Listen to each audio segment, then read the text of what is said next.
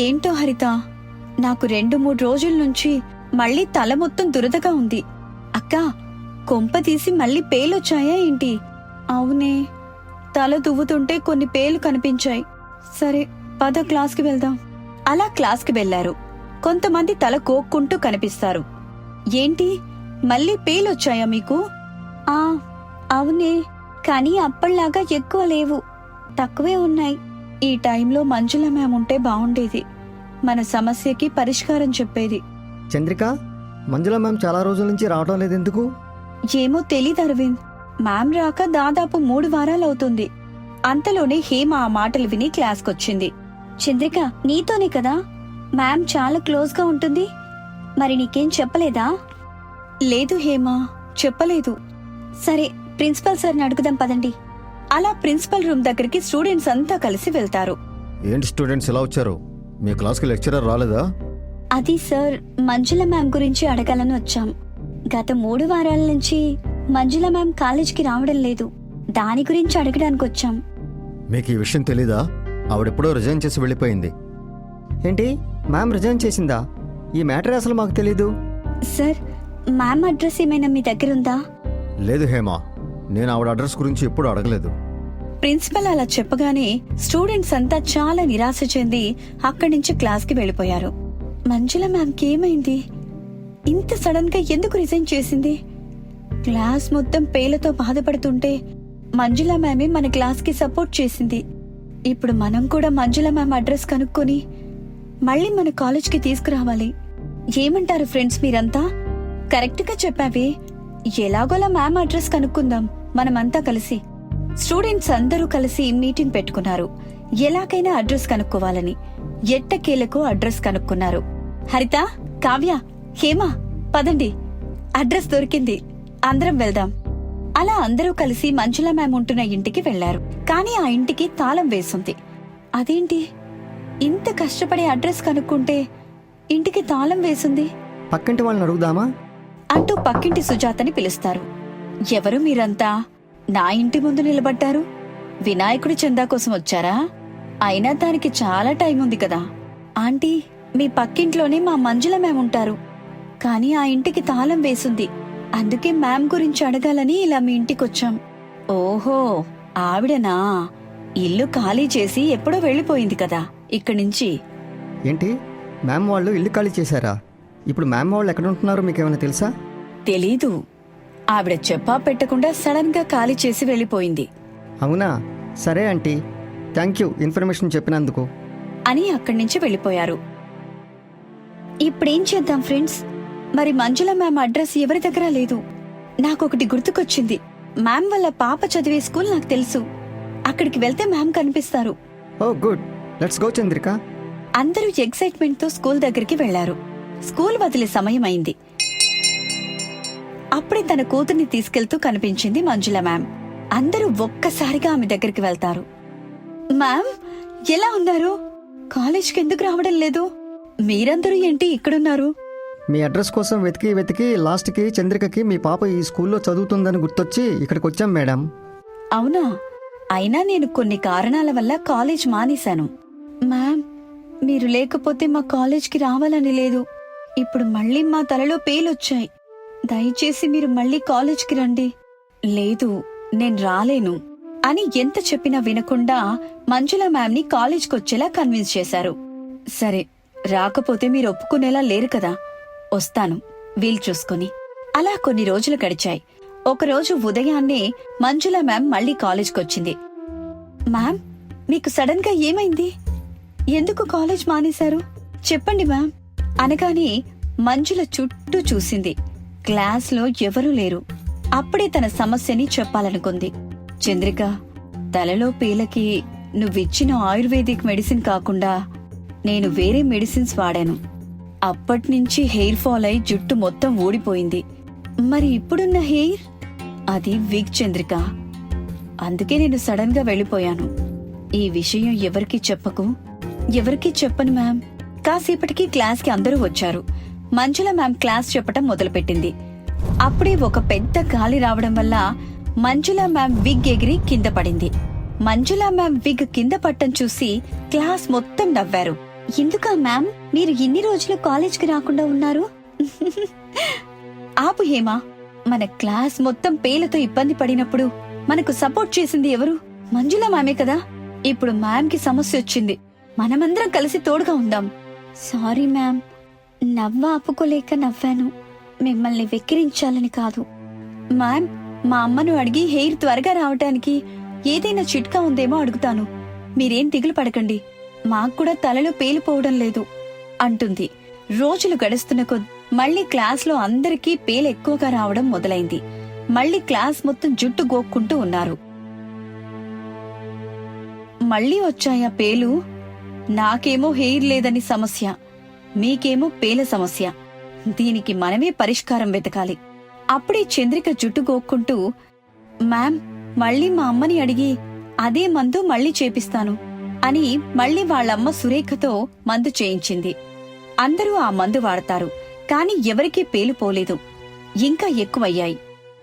ఏంటి చంద్రిక, నువ్వు తెచ్చిన ఆయుర్వేద మందు హెయిర్ కి రాస్తే ఇంకా పేలు ఎక్కువయ్యాయి. నా వల్ల కావడం లేదు, తల మొత్తం పుండు పుండు అయింది. అవును, నాకు కూడా హేమా, మరిప్పుడేం చేద్దాం? అంతలోనే మంజుల మ్యామ్ వచ్చి, చంద్రిక, నిన్న నువ్విచ్చిన ఆయుర్వేదం వాడాను, కాని కొంచెం కూడా హెయిర్ గ్రోత్ రాలేదు. మ్యామ్, మీరు వాడింది నిన్న, అప్పుడే గ్రోత్ ఎలా వస్తుంది? ఒక్క రోజులోనే హెయిర్ గ్రోత్ రావడం కష్టం.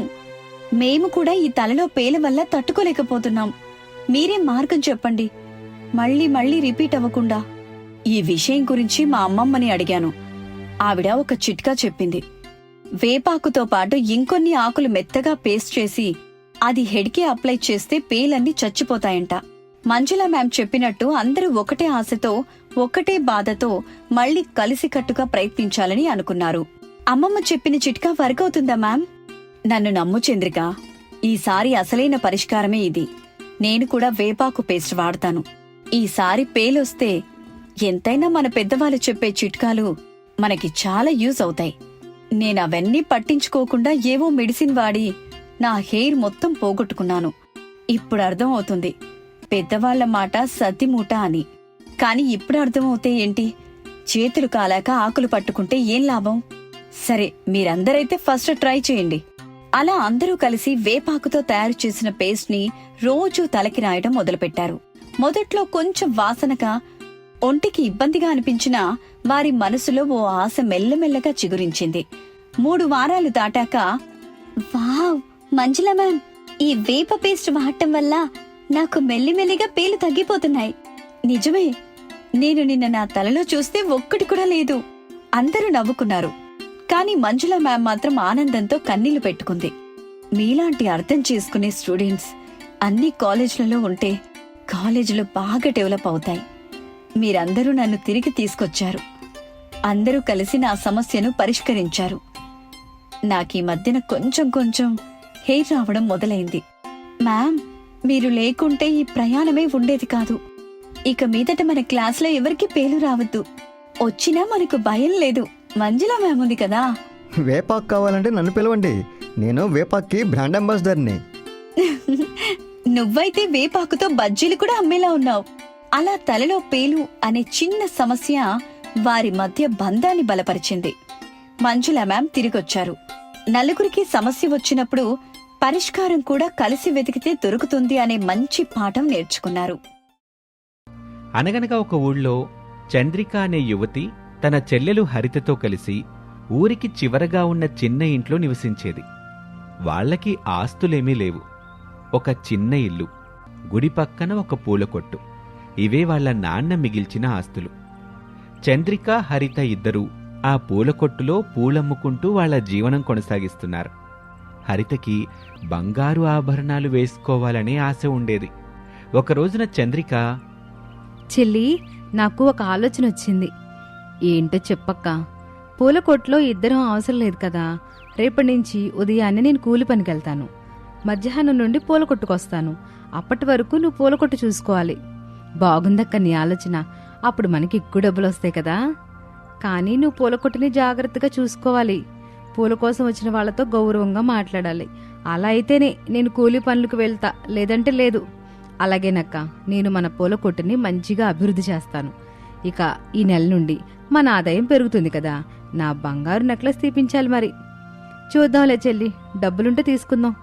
సరే అక్క, ఇవాళ పనేంటో చూసుకుందాం అంటూ ఆ రోజు పూల కోసం వచ్చిన వారికి పూలమ్ముతూ ఉంటారు. బంగారు నెక్లెస్ త్వరలో వేసుకోబోతుందని చాలా సంతోషంగా ఉంటుంది హరిత. ఇక చీకటి పడింది. చెల్లి, వెళ్దామా? చాలా చీకటి పడిపోయింది. నేను పని గురించి మన సురేఖ అత్తని అడగాలి. పదక్క వెళ్దాము అని కొట్టుని మూసేసి ఇంటికి చేరుకుంటారు. చంద్రిక పక్కింటి సురేఖ ఇంటికి వెళ్ళింది. చంద్రిక రాకని చూసిన సురేఖ, ఏంటి చంద్రిక ఈ సమయంలో వచ్చో? అత్తా, నాకు పని కావాలి. నీకు పనెందుకే? పూల కొట్టుందిగా. మాకు డబ్బులు సరిపోవట్లేదత్తా. ఇంకా ఎన్ని రోజులు ఇలాగే ఉంటాం? అయితే ఇప్పుడు ఏమంటావ్? నాకేదైనా పొలం పనులుంటే చెప్పు. మరి కొట్టు ఎవరు చూసుకుంటారు? ఇద్దరం పనికి రాములే. నేను మాత్రమే పనికొస్తాను. చెల్లెలు పూల కొట్టు చూసుకుంటది. మధ్యాహ్నం నుండి నేనెళ్ళి చూసుకుంటాను. బానే ఆలోచించావులే చంద్రిక. సర్లే, నాతో పాటు మా పొలంలో టమాటాలు కోయడానికి వస్తావా? నేను నీకు రోజుకు 200 రూపాయలు ఇస్తాను. ఆ మాట వినగానే చంద్రిక, వస్తానత్తా. మరి నేను ఉదయాన్నే పిలుస్తాను.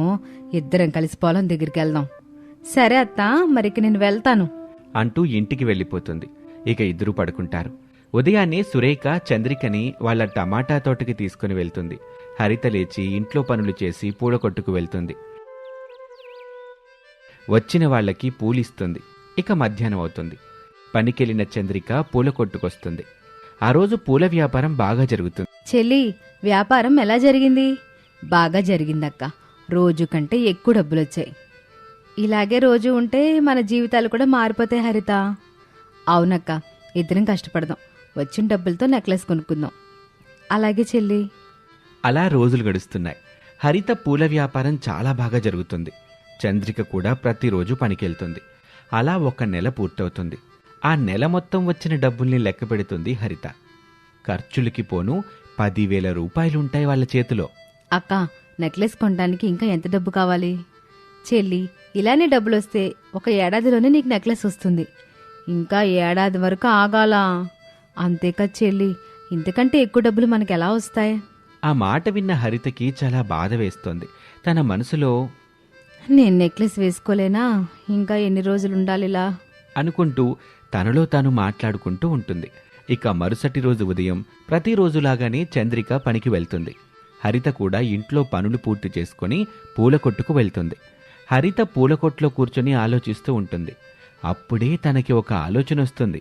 పూలు ఎక్కువ రేటుగా అమ్మితే ఎక్కువ లాభం వస్తుంది కదా. అప్పుడు నేను అనుకున్న నెక్లెస్ కూడా త్వరగా తీసుకోవచ్చు అనుకుంటూ పూల కొట్టు బయట బోర్డు మార్చేస్తుంది. 30 రూపాయల పూలని 50 రూపాయలకు అమ్మటం మొదలు పెడుతుంది.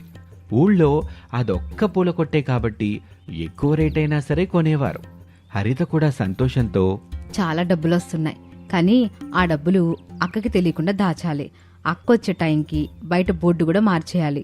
అలా ఆ రోజు నుండి 30 రూపాయల పూలు 50 రూపాయలకు అమ్మేది హరిత. చంద్రిక వచ్చే సమయానికి బోర్డు మార్చిపెట్టేది. పూలమ్మగా వచ్చిన డబ్బుని ఒక డబ్బాలో దాచి తన పరుపు కింద పెట్టుకునేది. అలా వారం రోజులైంది. చంద్రిక డబ్బుని లెక్క పెడుతుంది. కానీ డబ్బు తక్కువగా ఉంటుంది.